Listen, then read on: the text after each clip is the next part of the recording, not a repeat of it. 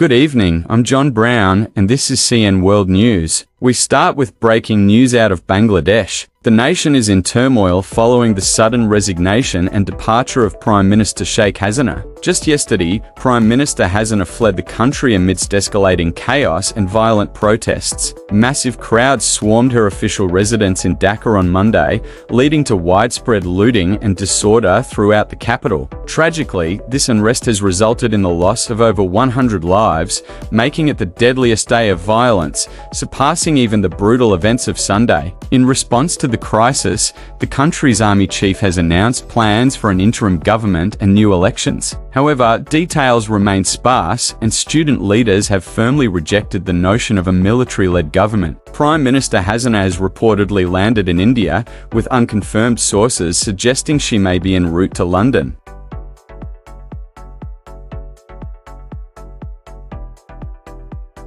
The unrest began in July as student protests against civil service job quotas, but it quickly escalated into a broader movement demanding the end of Hasina's 15-year rule. We continue our coverage of the turmoil in Bangladesh following the sudden resignation and departure of Prime Minister Sheikh Hasina. Critics have long condemned Ms. Hasina's 15-year rule, citing forced disappearances, extrajudicial killings, and the suppression of opposition figures and government critics. However, her son, Mr. Wajid, who also served as an advisor to the Prime Minister on technology, has staunchly defended his mother's record. She has turned Bangladesh around in the last 15 years, he stated. When she took over power, it was considered a failing state. It was a poor country. Until today, it was considered one of the rising tigers of Asia. Stay tuned to CN World News for further updates on this developing story.